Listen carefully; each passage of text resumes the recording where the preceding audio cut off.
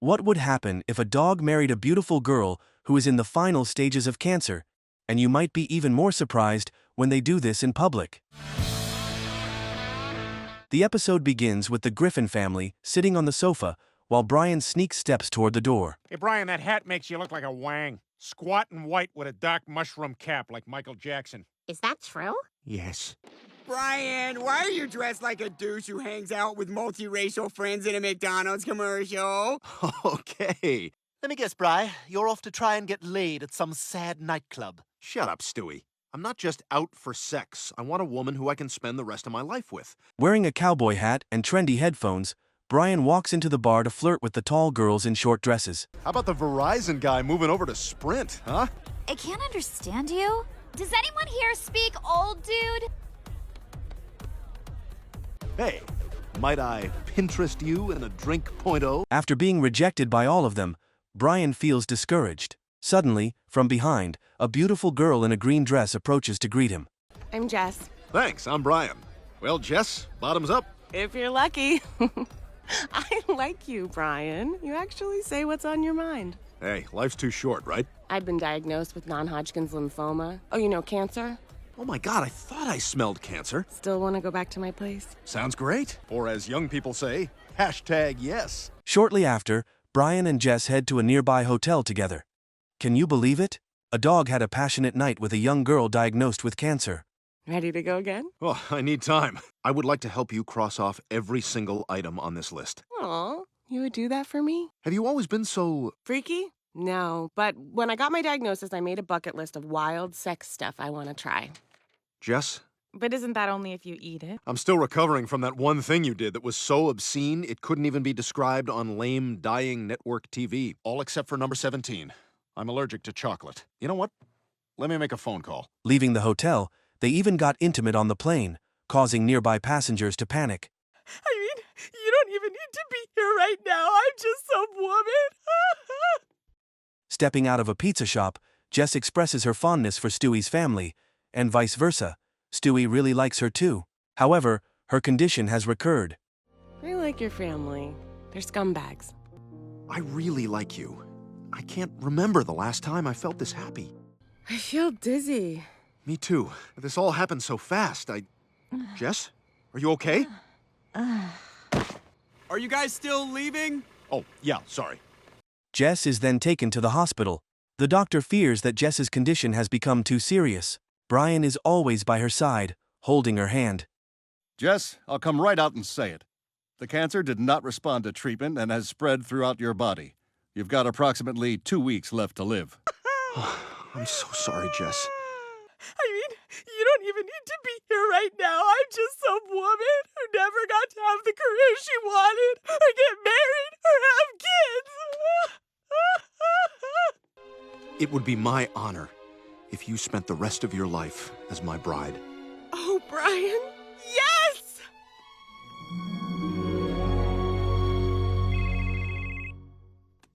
Oh, this is my vet. Hello? Oh, great. Well, some good news. That chocolate thing from the bucket list, we're all good. Let's do it. When Lois learns that Brian has a girlfriend, she is delighted to have dinner with Jess. Lois, you didn't have to go through all this trouble. It's like a whole Thanksgiving dinner. Oh, it's no problem, Jess. We're happy to have you. Chris, pass me a turkey leg, would you? I prefer the limbs. I got a lymphoma. Let's stop talking about the food, all right?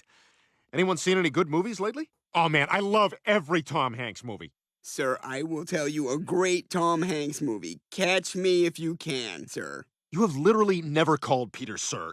The touching love story of Brian and Jess spreads widely. They are even celebrated on a reality TV show. And now, get out your tissues. It's a real-life Quahog version of The Fault in Our Stars, the novel and hit movie your gay nephew quotes on Facebook. My name is Jess. I have cancer. My name is Brian. I have a disease called love. And Brian, when you learned Jess had only weeks to live, you proposed. Yep, got in right under the wire. No one's ever loved me like Brian does. You know, sometimes at night, I just watch Jess sleep for hours. And I go, hey, you alive? And she says, yeah. And then I go, all right, good. I'm sorry. I'm sorry to be a puss. Even when Brian and Jess have a date at a cake shop, a few beautiful young girls start to notice him. This is delicious. I still think the buttercream was the best cake I've thrown up so far. Oh, speaking of which. Mwah. I'm not sure that's a complete number, but I'm gonna call you first. Wow, I haven't gotten this kind of attention since I went to see the Peanuts movie. The Griffin family is busy preparing for Brian's wedding. They start writing invitation cards, and Peter even gives Brian a stylish blue suit. Brian, it would mean the world to me if you wore my tux from when I got married. I love you, buddy. Yeah, I'm not wearing a fat guy's old clothes. And what? Is this a flap on the butt of these pants? Yep, in case of emergencies. My invention. Called it the Suit Chute. Got it patented in '97 and went into business. Shot a local commercial and everything. Died and I lost $200,000, Brian. Want to know why? 555 means it is not an actual phone number. I truly wish I had known that. Today is a significant day for Stewie. It is the day he marries Jess, and the guests are eagerly arriving to attend. Here, Brian has met Jess's mother and made a suggestion that any mother-in-law would likely appreciate. Hello, Brian. I'm Jess's mother, Helen. Oh, hey. Listen, I've been wanting to talk to you. I was thinking maybe you could move in with me and Jess, because I know you'd want to be with her for her final days. Well, now, thank you, Brian. That is such a sweet offer. I would love to be there. Now, you have a blessed day. Oh, no. The wedding ceremony begins in a solemn atmosphere. The beautiful bride, Jess, is wearing a stunning wedding dress, while the dapper groom, Brian, looks sharp in a black tuxedo with a bow tie. Everyone is witnessing their sacred moment together. We's all gathered here to join this couple in holy matrimony. Yet another wedding I'm on this side of. Jeffrey, we's just waiting for his mama to die. Jess, I wish we had 1,000,000 years together. Ma'am, do you take this doggy to be your husband? I do. Yay! How about you, doggy? Samesies? I do. Yay again! Suddenly, the doors of the hall burst open and a doctor rushes in. What follows will be a surprising revelation for Jess, Brian, and everyone present. Everyone, your attention, please. I want to give you two your first gift. These are your latest test results, Jess, and they're remarkable. Meaning what? Meaning Jess is going to live. Brian and Jess have moved into an old house filled with many cats. Jess has noticeably gained weight, causing her to lose some of her previous beauty. Okay, that's the last box. Oh, you're so glad to be back with me, aren't you? Mommy was so sad when she had to push you all up for adoption. Yes, she was. Ooh, I'm going straight to the kitchen to make my favorite meal in a tiny apartment. Microwaved salmon. So, Bri, this is once again your hellhole. I was going to help you move in, but you don't really own anything, do you? Stewie, I've got to get out of this. You were right all along, okay? I'm not ready to be married. I gotta get a divorce. Oh, that'll go over well after you paraded your great love around town. Which reminds me, your follow-up Tom Tucker profile is coming on now. The doctors say it's the most incredible recovery they've ever seen. And it's all because of Brian's love. And medicine. And let's not forget good old Western medicine. Plenty of medicine out there. So, without Brian's love, you could relapse or even die. Yes. No. Up and running. Well, Brian, I think I speak for all of us when I say, if you ever take that love away from Jess, I hope people walk right up to you on the street and punch you in the junk. After the wedding, they went on their honeymoon in Bath Hole. Jess, too excited, continuously ate and drank, leaving the room cluttered with plates and food.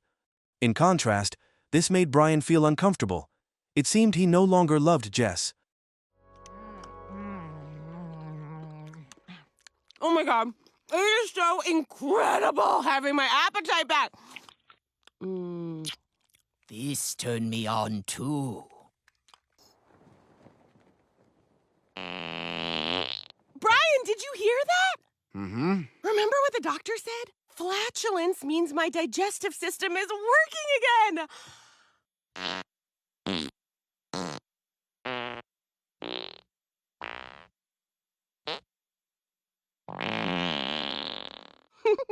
Would you stop farting, please? This is a nice hotel. In the following days, Brian became despondent. He drank beer while dealing with the troublesome cats. Brian, look! Holy! I know. My hair's growing back. What do you think? You look like a baby doll found in hurricane rubble. Aw, I'm your baby doll. I'll get it. Ain't that something to flip your biscuit? Mom, guess what? My farts are back! Mine never went away.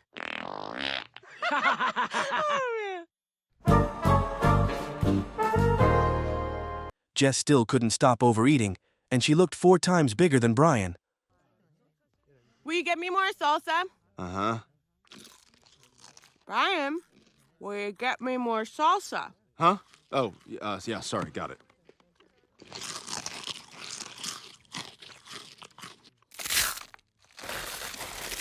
They only had mild.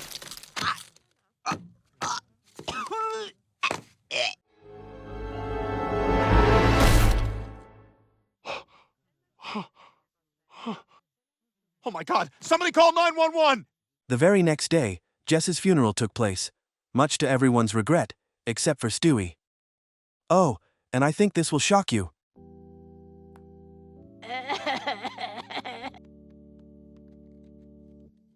I'd like to thank you all for coming to honor the memory of my beloved wife, Jess.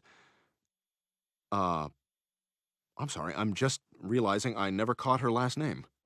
I would give anything if she were still here with me. I'm okay! It's a miracle!